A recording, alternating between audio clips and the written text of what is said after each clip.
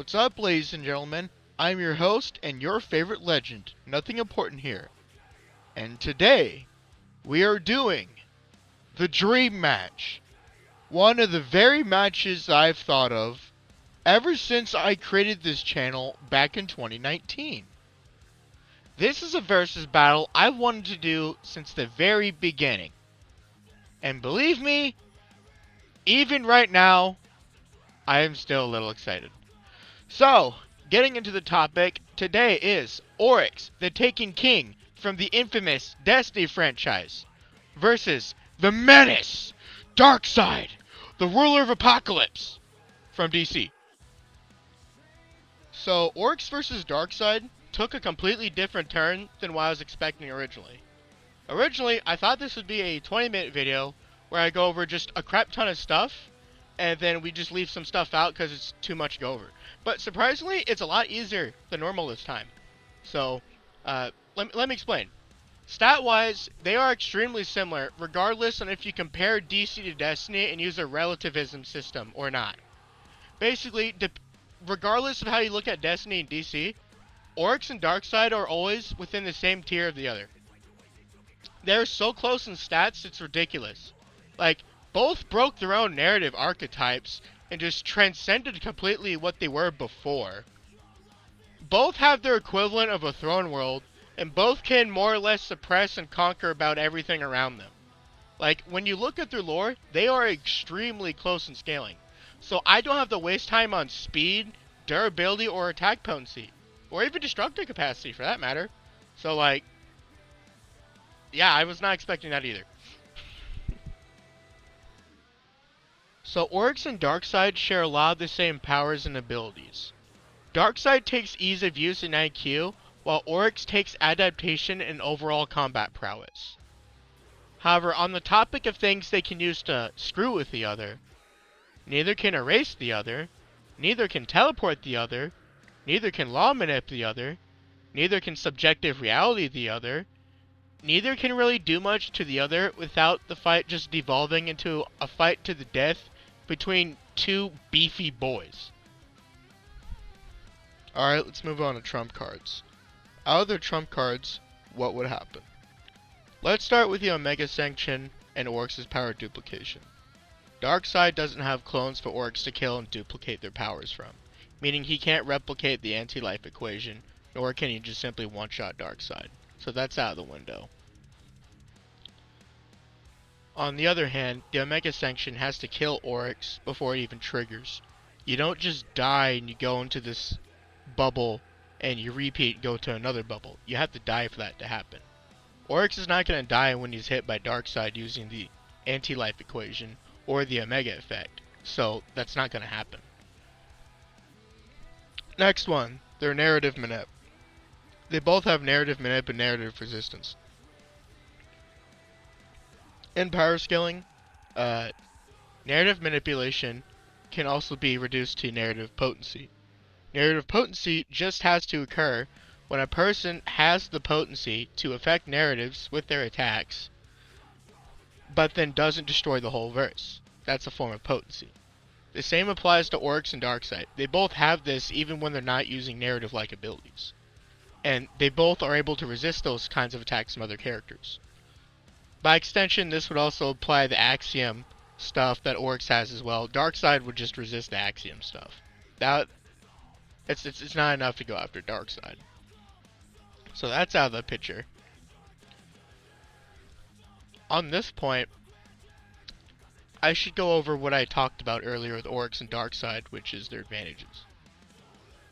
Oryx, he has better combat prowess and he has better adaptation.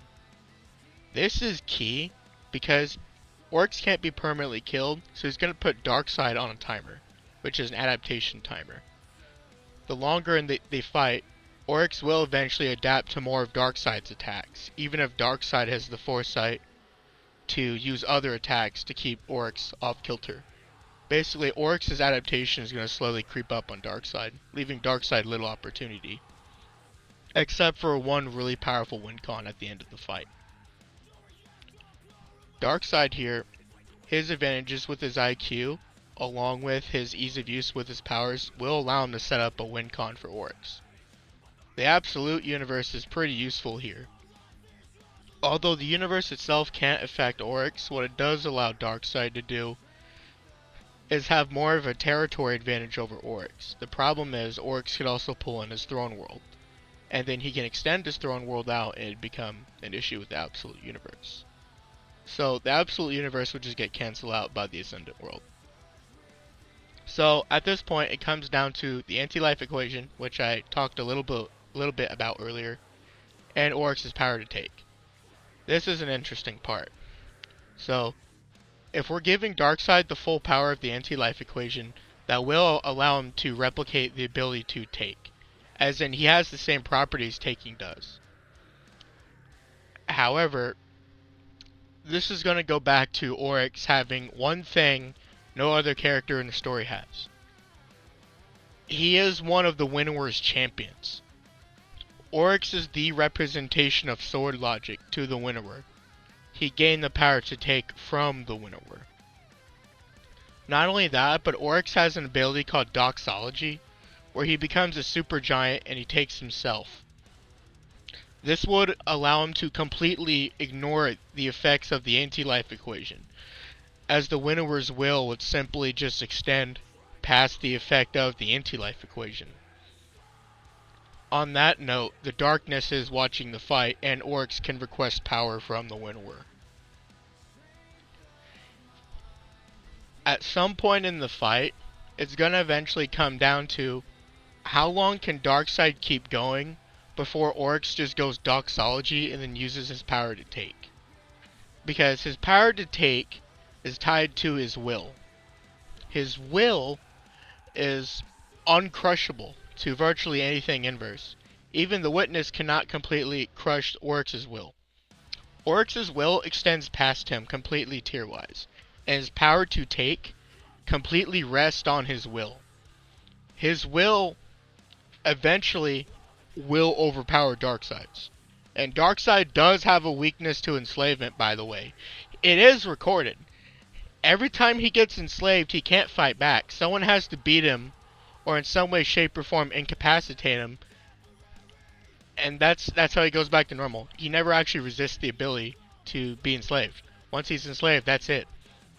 And the power to take will work as a form of enslavement.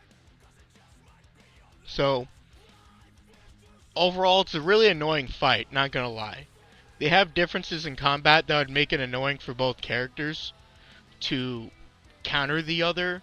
Like, Darkseid, being able to just push Oryx back, maybe try to teleport him. Oryx has to teleport back, but then he has to find his way back up to Darkseid when he just spams Omega Beams, because the Omega Beams doesn't have a range issue, nor do they have a perception issue. They can go about anywhere. They can push Oryx away. Darkseid's taking Oryx's magic just fine to the face. Even Oryx's Blade Willbreaker, it's not going to be enough to kill Darkseid. That's definitely not going to work. They both can just summon their armies, but then that becomes a way more annoying conversation to have, because then we could basically just replicate Bowser versus Eggman, and that would take way too long, and I'm not looking to rip off Death Battle either, and blah blah blah. So, because of that, we're left, ultimately, with the anti-life equation versus the power to take. Both characters have transcended their very design. The Winnower has met Oryx and gave Oryx what is, in truth, the ultimate power. While Darkseid broke every bond he had in DC, be it a positive or negative one, to his design. And he has unlocked what more or less equivocates to a throne world. Like, it is insane.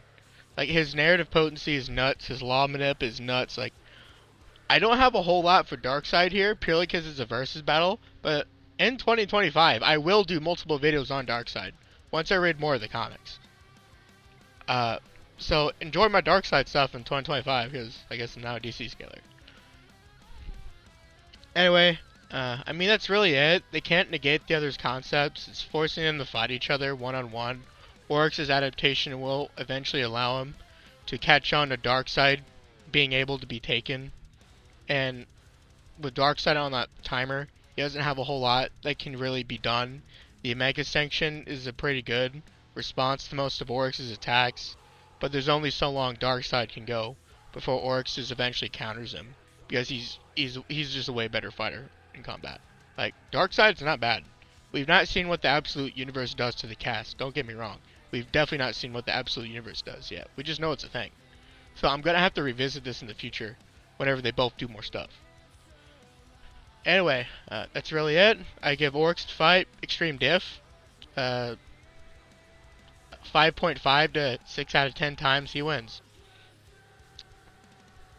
Anyhow, I hope you enjoyed that Rainbow session. My name is Nothing Important here. Like, share, and subscribe, and I'll see y'all later. Bye-bye! Oh, and Merry Christmas. Peace.